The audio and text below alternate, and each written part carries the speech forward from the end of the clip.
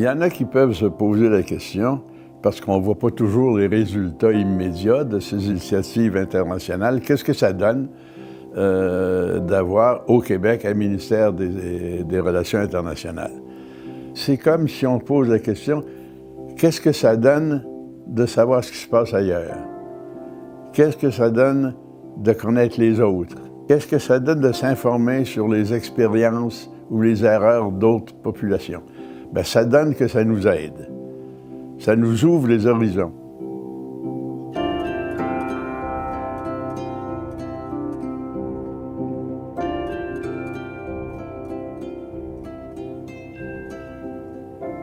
Comme nous avions au Québec des marchés limités, il fallait qu'on se développe de marchés pour supporter la croissance de nos entreprises. Il fallait aussi se donner les moyens d'échanger, d'avoir d'accès à l'évolution scientifique, technologique, en domaine de l'éducation, ou même au plan culturel, ou promouvoir notre différence culturelle. Moi, je suis persuadé que ça a un impact important. Et puis ça marque, on sent au Québec que cette ouverture vers l'étranger fait partie de nos valeurs et de notre façon de voir la vie à l'international. On est allé dans le domaine de l'éducation, nous sommes allés dans le domaine de la santé, nous allons dans le domaine de la sécurité, nous allons dans le domaine de la promotion, la protection de la langue française. On continue cette marche et je ne sais pas où on va être dans 50 ans, mais je peux vous dire que dans 50 ans, le Québec sera vraiment encore très présent sur la scène internationale. Il aura développé un réseau encore plus étendu et plus puissant. Et nous allons continuer à faire la preuve que nous pouvons nous développer comme État québécois avec une personnalité qui est la nôtre. Nous pouvons nous développer non seulement au Québec, mais également ailleurs dans le monde. Et je pense que la pertinence du ministère des Relations internationales, elle est là. Les Québécois doivent comprendre que le Québec, à l'international, c'est une marque de commerce. Le Québec est aimé sur la scène internationale. Les Québécois sont aimés, ils sont appréciés, ils sont respectés.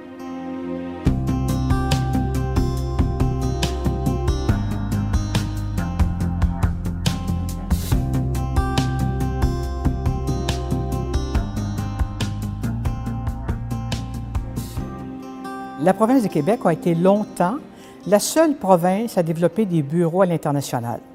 Il ne faut pas oublier que c'est Adélard Godbout, en 1940, qui a ouvert le premier bureau économique à New York.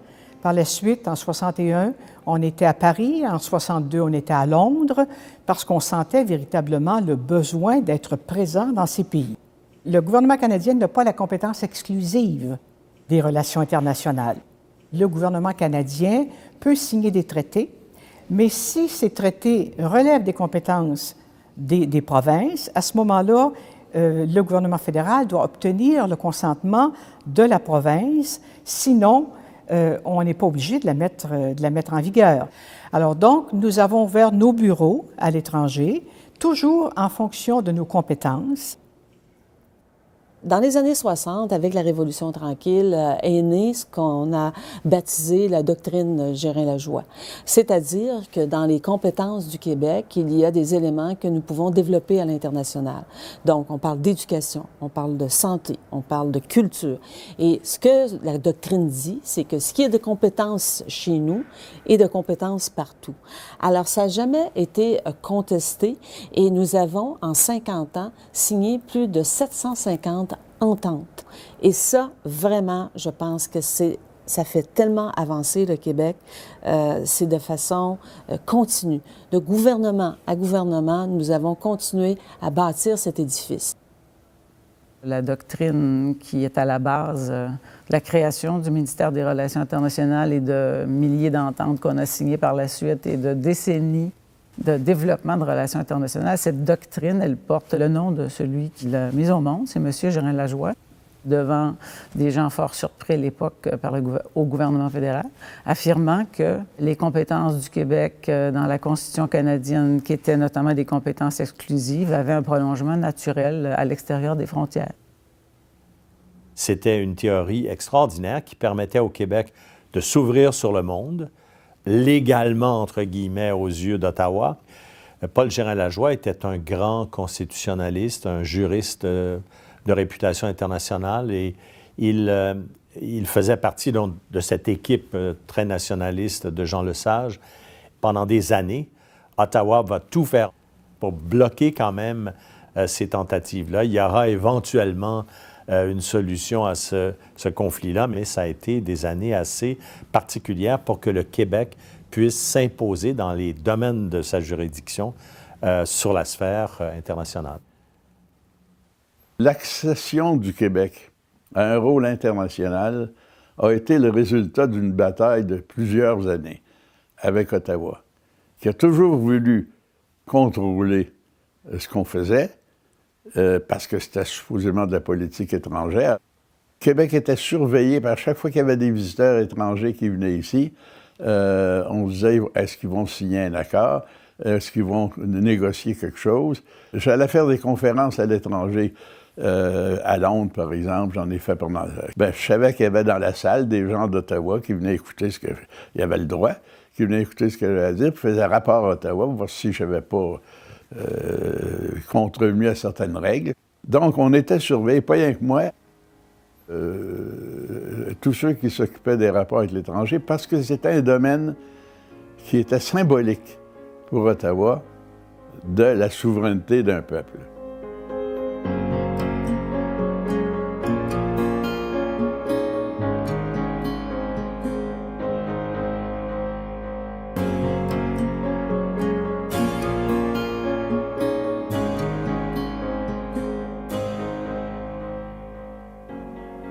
Le contexte de création de ce ministère, il fait partie d'un contexte historique très vaste de modernisation du Québec.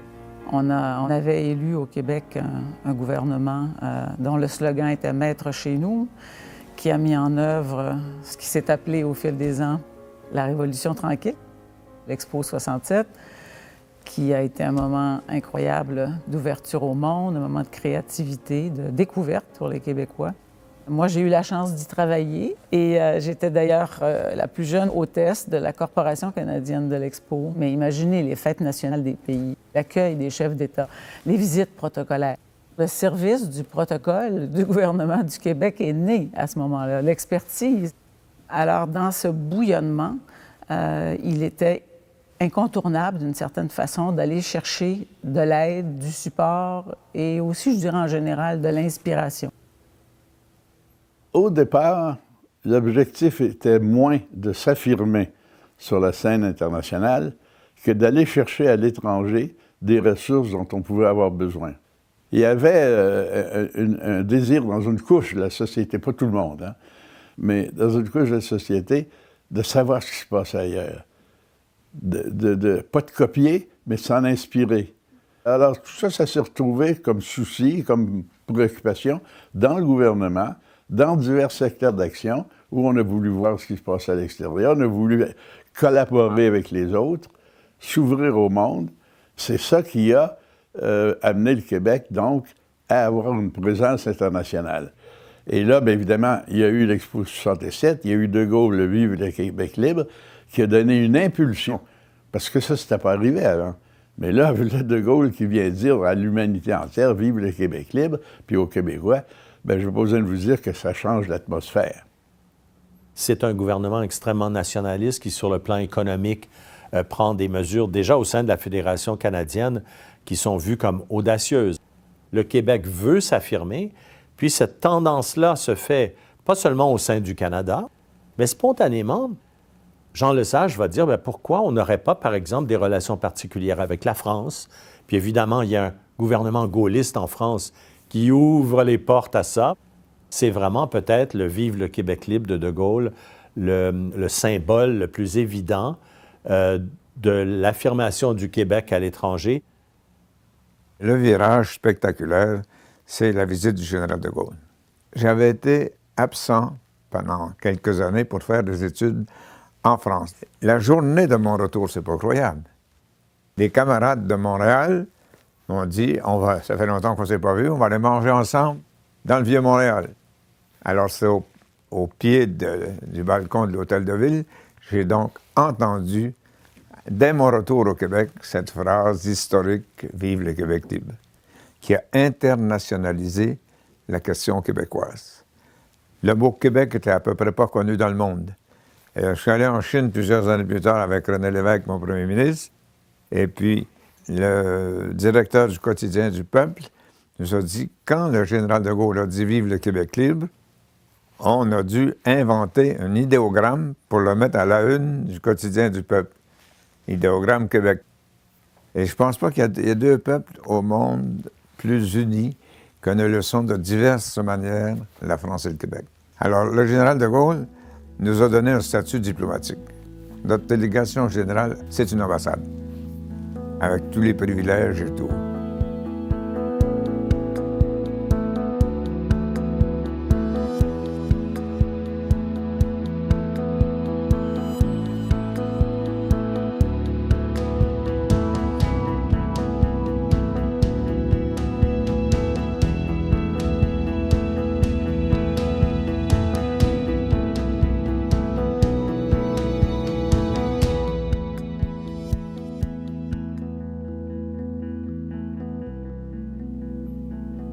Cette idée de délégation du Québec à Paris venait initialement de Georges-Émile Lapalme, qui était un ministre très important du gouvernement Lesage.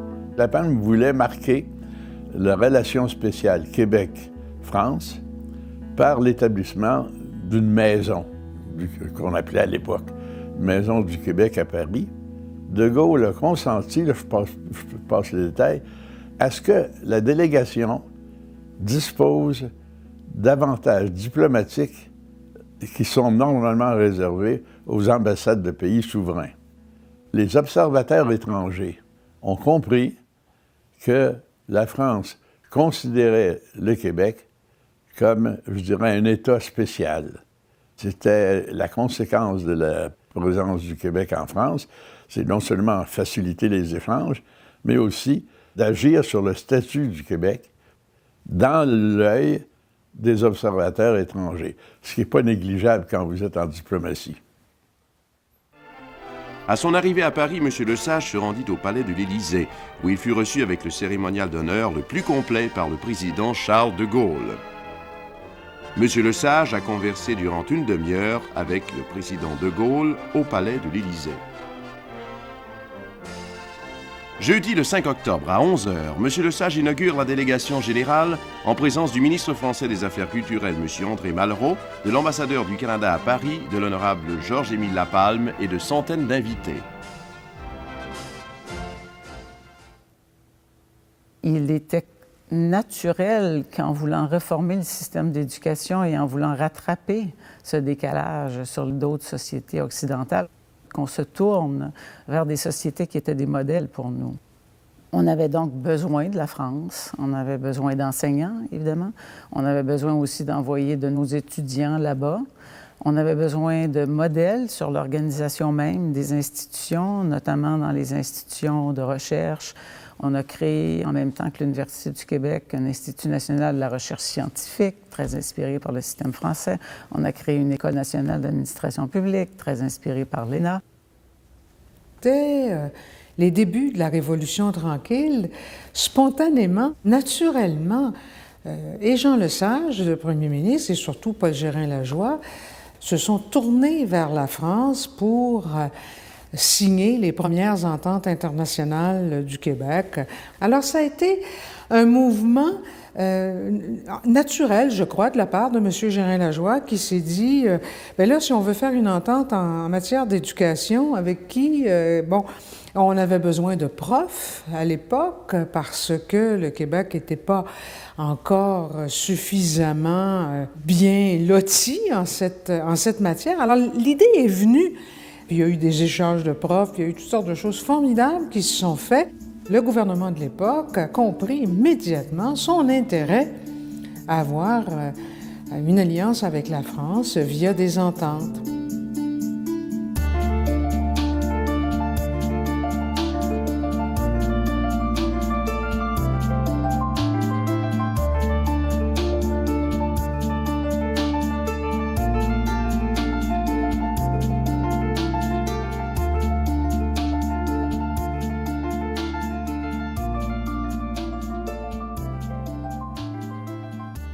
Nous avons créé l'Office franco-québécois pour la jeunesse et c'est un geste tout à fait naturel parce qu'on s'est rendu compte que l'amitié dont j'ai parlé, France-Québec, qui est exceptionnelle, se faisait aussi à toutes les générations.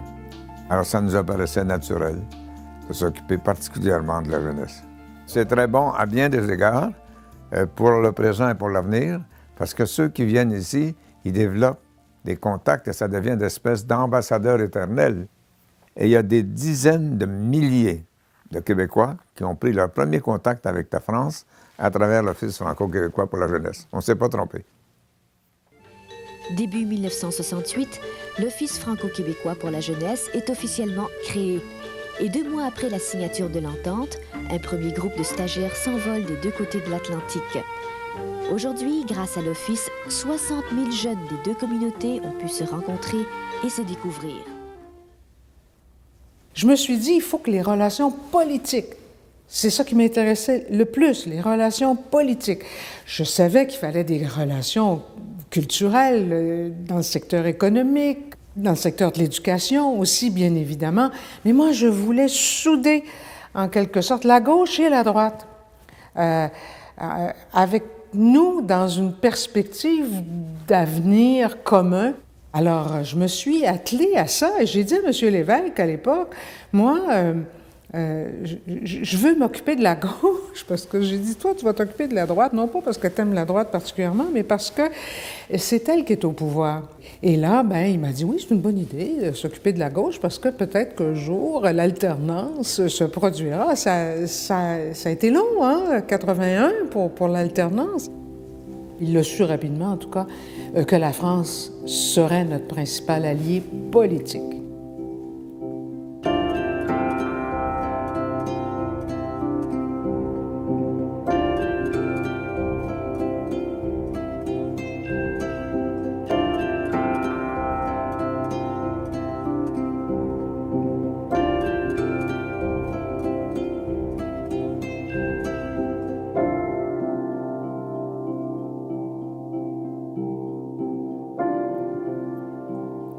Cette entente sur les qualifications professionnelles est très importante et je dirais qu'elle est unique au monde.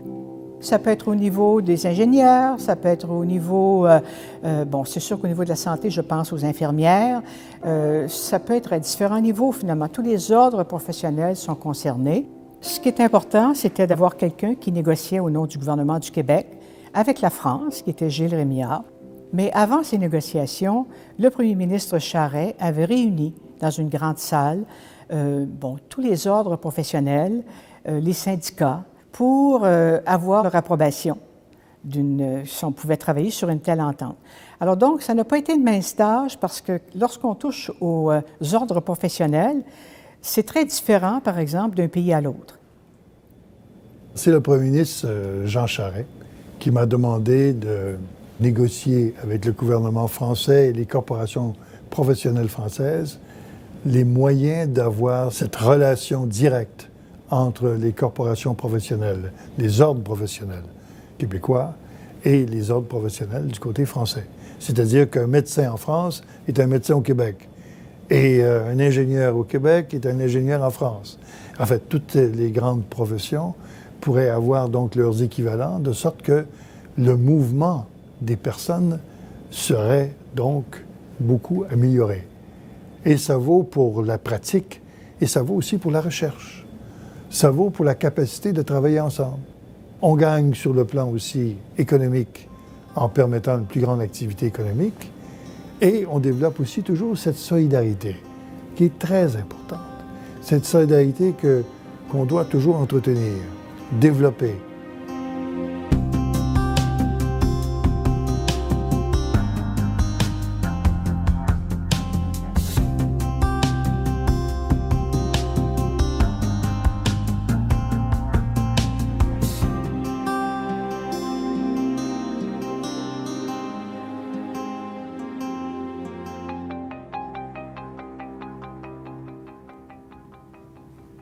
Au moment où je suis arrivé, en septembre 89, une période totalement effervescente au niveau international.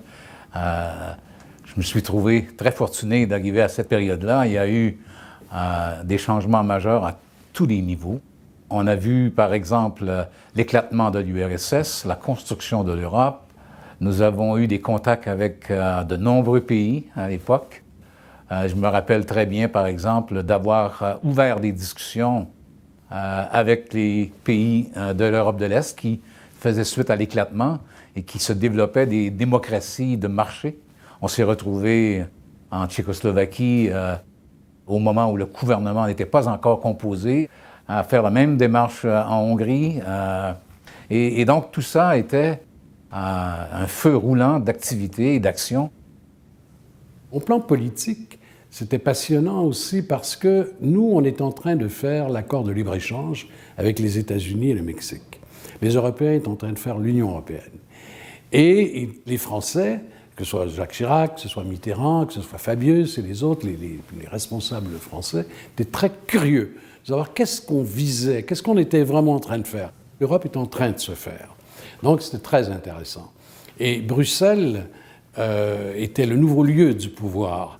Le Québec a eu l'intelligence d'ouvrir une délégation à Bruxelles, auprès de l'Union européenne, et de se mettre en direct en lien avec, évidemment, la Belgique. Et c'était une délégation extrêmement importante à Bruxelles parce que ce faisait là, c'était une fabrique de normes. Et ça voulait dire qu'il fallait les connaître, les normes, si on voulait vendre à l'Europe, si on voulait répondre à leurs exigences. Avec la Belgique, il y avait des tendances naturelles. D'abord, la langue française pour une grande partie des Belges. Et ensuite, la première fois que le drapeau wallon a été élevé sur une Assemblée nationale dans le monde, c'est à Québec. Ils sont devenus des amis pour longtemps. Ils étaient émus. Ils ont compris tout de suite qu'on avait des affinités. Et puis, on a développé plus que des affinités, des amitiés et des contacts. Il faut se rappeler que M. Bourassa était un spécialiste de l'Europe et de la communauté européenne. À plusieurs reprises, on s'était rendu à Bruxelles où il y avait même des rencontres avec des députés à l'époque de la communauté européenne de l'époque. Ce que l'on souhaitait faire, c'est améliorer notre position au niveau commercial, évidemment, parce que le Québec était en déficit important au niveau commercial avec les pays européens. Du côté de la France, l'activité était constante et les relations étaient très positives. J'ai inclus des activités en Allemagne, où il y a eu des accords, par exemple, avec des régions, la Bavière. Si j'inclus des activités avec l'Italie, on a doublé les relations commerciales avec les pays d'Europe de l'Ouest. Mais il y avait tout ce volet économique qui était vraiment effervescent. Il y avait aussi, c'était la période du déclin de l'Empire américain, du cinéma québécois très honoré dans le monde. Le déclin de l'Empire américain, je me rappelle de son lancement sur les Champs-Élysées, bloqué les Champs-Élysées vraiment. Je pourrais continuer longuement sur le théâtre et la musique. Plamondon, c'est la grande période. Ce qu'il y a de fantastique dans la situation du Québec, c'est la façon dont la culture, justement, a joué un rôle pour soutenir un peu son message à l'étranger. Pourquoi? Parce que, en même temps que la révolution culturelle, en même temps que la modernisation du Québec, la culture au Québec s'est beaucoup développée. Et pour se développer, il fallait sortir de nos frontières parce que le Québec, 8 millions d'habitants, 7 millions, disons, à l'époque, n'était pas un bassin suffisant pour faire vivre de grandes expériences culturelles au Québec. Il a fallu très tôt aller à l'étranger. Et c'est à travers ça qu'on a commencé à dire au monde qui on était. Ça commence de façon restreinte. C'est les chansonniers, c'est Félix Leclerc en France. Après ça, tous les chanteurs québécois en France. Mais plus tard, ça va être la musique, ça va être le cinéma qui va être extrêmement important.